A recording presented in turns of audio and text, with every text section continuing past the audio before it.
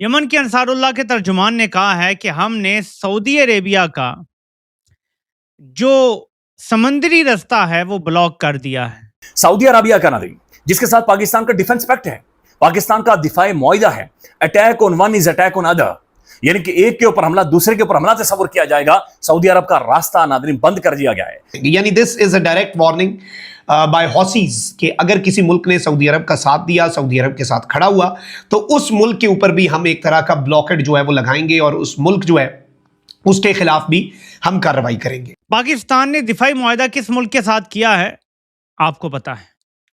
वो कौन सा मुल्क है अब जिसके सारे रास्ते बंद कर दिए गए हैं और जो अब शदीद खतरे में है, और वो मुल्क पाकिस्तान से क्या एक्सपेक्ट करता है ये आपको पता है? असल में सवाल ये भी है ना, पाकिस्तान भी इस जंग का हिस्सा बन सकता है।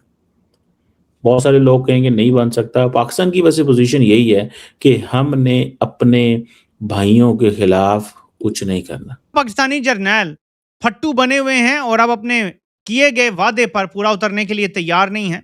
Pakistan is trying for de escalation और इस वक्त यही मैसेज दिया जा रहा है कि भाई आलम इस्लाम पे बुरा वक्त है। हौसी और सऊदिया की ये लड़ाई जो है ये आलम इस्लाम या मुस्लिम उम्मा जो है वो इस वक्त अफोर्ड ही नहीं कर सकती। कि कोई भी जो लोग हैं जो हमारे जानने वाले हैं, सऊदीज हैं, यमनी हैं, हमने मिसाइल नहीं चलाना किसी के खिलाफ। पाकिस्तान चाहते ना चाहते हुए भी इस जंग में ड्रैग हो जाएगा। जो जर्नैलों ने एक पॉन्जी स्कीम लॉन्च की थी। नमस्कार दोस्तों, फिर एक बार सऊदी अरेबिया और हौदीस के बीच में कॉन्फ्लिक्ट शुरू हो गई है, जिसमें वापस से हौदीस ने सऊदी का नेवल ब्लॉकेट शुरू कर दिया है। दोस्तों, हम सब जानते हैं कि ये हौदीस ईरान की प्रॉक्सी है और अब ईरान अपने प्रॉक्सी को यूज़ करके गल्फ कंट्रीज़ में अटैक करना चाहता है। लेकिन इस वक्त सबसे इम्पोर्टेंट सवाल ये है कि पाकिस्तान आर्मी क्यों नहीं जा रही सऊदी अरब की मदद करने, क्योंकि पाकिस्तान ने सऊदी से डिफेंस पैक्ट साइन किया हुआ है। ऊपर से अब तो हौदीस ने डायरेक्टली ये कह दिया है कि जो कोई भी सऊदी अरब की मदद करने आएगा उसे हौदीस डायरेक्ट अटैक करेगा। मतलब ये वार्निंग सीधी सीधी पाकिस्तान को थी कि अगर उसने सऊदी की मदद की तो अब अगला अटैक पाकिस्तान में होगा। इसलिए अब पाकिस्तान पहले ही पीछे हट गया है। इसी टॉपिक पर चलिए आगे इस वीडियो को देखते हैं। चैनल को सब्सक्राइब और वीडियो को लाइक करना ना भूलें। यमन के अंसारुल्लाह के तर्जुमान ने कहा है कि हमने सऊदी अरेबिया का जो समंदरी रास्ता है वो ब्लॉक कर दिया है। यानी बाबुल मंदब से जो सऊदी अरब का रास्ता बनता है, सऊदी अरब के वेसल्स या सऊदी अरब से तेल लेके जो वेसल्स जा रहे होंगे, यानी सऊदी अरब की जितनी भी इंपोर्ट एक्सपोर्ट है बाबुल मंदब से वो बंद कर दी गई है। ये आप जरा अगर नक्शा देखें तो आपको ज्यादा बेहतर समझ आएगा कि एक तरफ अपनाए हरमुज है ऊपर आप देख सकते हैं, और एक तरफ ये सूरत हाल है जो आपके सामने है कि इस तरफ से यमन ने ये वाला रास्ता भी बंद कर दिया है। मैं आपको ड्रॉ करके बताता हूं। तो ये है जी अपनाए हरमुज और ये है जी बाबुल मंदब। ठीक है, अब ये दोनों रास्ते सऊदी अरब के बंद हो गए हैं। यानी सऊदी अरब के पास अपनी एक्सपोर्ट्स जारी रखने के लिए या इंपोर्ट्स करने के लिए अब महज सुएज कनाल बची है। सो ऑन दिस साइड जो ईस्ट के सारे ममालिक हैं, यहाँ सऊदी अरब की तमाम एक्सपोर्ट बंद हो जाएगी। वहां से अगर वो इंपोर्ट करते हैं चीजें वो भी बंद हो जाएंगी। ये ऐलान किया गया है बाकायदा। फजलुर रहमान किस पे चढ़ दौड़ा है? जर्नैलों पे। पाकिस्तान ने दिफाई मुआहिदा किस मुल्क के साथ किया है आपको पता है? वो कौन सा मुल्क है अब जिसके सारे रास्ते बंद कर दिए गए हैं और जो अब शदीद खतरे में है, और वो मुल्क पाकिस्तान से क्या एक्सपेक्ट करता है ये आपको पता है? और क्या पाकिस्तानी जर्नैल फट्टू बने हुए हैं और अब अपने किए गए वादे पर पूरा उतरने के लिए तैयार नहीं है? ये बहुत इंपॉर्टेंट डेवलपमेंट है अगर आप इसको इस एंगल से देखेंगे, क्योंकि हमें हर एंगल देखना पड़ता है फिर जाके हमें बात समझ आती है। और मैं इसलिए आपसे कहता हूं कि हमेशा हर एंगल का जायजा लेने के बाद हमें समझना चाहिए कि सूरत हाल क्या है। तमाम एंगल कैसे समझ आता है कि इधर मुल्ला चढ़ दौड़ा है, उधर एक दोस्त मुल्क का नातका बंद हो रहा है, पाकिस्तान उनको वादे कर बैठा है कि जी आपका दिफा हमारा दिफा, हमारा दिफा आपका दिफा, हम जाने देंगे, हम फलां देंगे।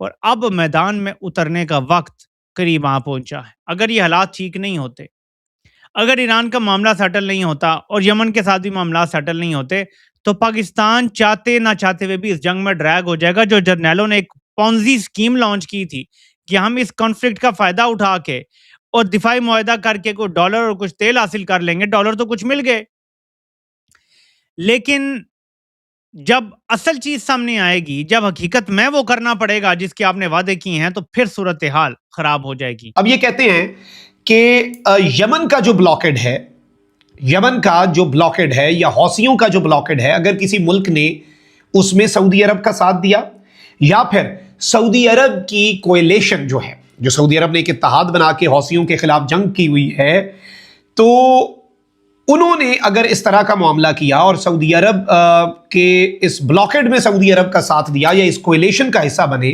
तो उन्होंने साथ वार्निंग जारी कर दी। अब इस वार्निंग को बहुत से एनालिस्ट कह रहे हैं कि this might be a warning for Pakistan. अब सबके अंदर ये कहते हैं, और ये बेसिकली ईरानियन एक जर्नलिस्ट हैं, उन्होंने इसके हवाले से क्लेम किया है कि सना के अंदर से पॉलिटिकल सोर्सेज ने उनसे रब्ता करके ये खबर दी है और कहा है कि भाई जो पूरा मामला है उसमें रेड सी और बाबुल मंदब में फिर उस मुल्क की जो कश्तियां हैं वो भी नहीं पास कर सकेंगी, उस मुल्क के वेसल्स जो हैं हम उन्हें भी रोकना शुरू कर देंगे। यानी this is a direct warning by Houthis कि अगर किसी मुल्क ने सऊदी अरब का साथ दिया, सऊदी अरब के साथ खड़ा हुआ, तो उस मुल्क के ऊपर भी हम एक तरह का ब्लॉकेड जो है वो लगाएंगे और उस मुल्क जो है उसके खिलाफ भी हम कार्रवाई करेंगे।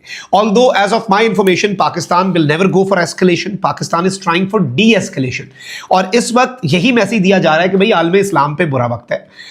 हौसी और सऊदिया की ये लड़ाई जो है, ये आलम इस्लाम या मुस्लिम उम्मा जो है वो इस वक्त अफोर्ड ही नहीं कर सकती। ये लड़ाइयाँ हजार तनाज़े हैं मुसलमानों के आपस में, लेकिन this is not the right time.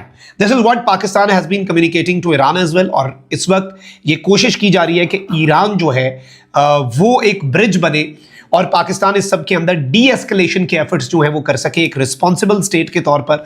Otherwise Pakistan के हवाले से ये चीज़ तो पाकिस्तान क्लियर कर चुका है रॉयटर्स के मुताबिक भी, और ईरान ब्रदर मुल्क जो है हमारा, उसको भी पाकिस्तान ये मैसेज दे चुका है कि भाई हमारे लिए हमारे सामने एक मुआहदा है और आपको भी इस बात का पता है। और ईरान ने इस चीज़ का पास रखा। ईरान को जब इस हवाले से ईरान को बताया गया तो ईरान ने खुद इस बात का पास रखा। तो अब पाकिस्तान ईरान को ये कह रहा है कि आप हौसी जो हैं उन तक भी ये मैसेज पहुंचाएं और उनको भी इस हवाले से आगाह करें कि वो भी इस चीज़ का ज़रा ख्याल रखें। तो ये नाज़रीन कराम कुछ डेवलपमेंट्स थी। बड़ा हसास सा मामला है, जारी बात है हम भी इस पर देख कर और बाकी चीज़ें जो हैं वो चलाने की कोशिश कर रहे हैं चीज़ों को बेहतरीन अंदाज में। अब यहाँ से किधर जाना है? अब असल में सवाल ये भी है ना, अब पाकिस्तान भी इस जंग का हिस्सा बन सकता है। बहुत सारे लोग कहेंगे नहीं बन सकता। पाकिस्तान की वैसे पोजीशन यही है कि हमने अपने भाइयों के खिलाफ कुछ नहीं करना।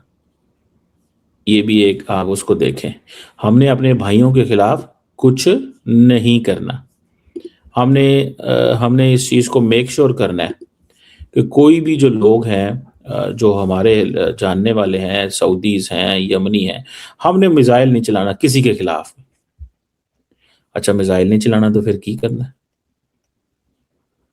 मिसाइल नहीं चलाना तो फिर आप सऊदीज का पाकिस्तान कैसे साथ दे सकता है?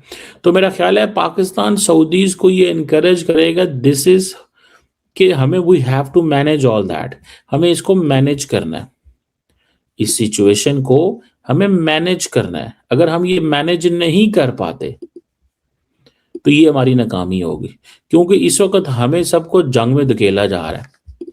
और दूसरी बात ये भी है ना, जिस चीज़ को obviously I do understand that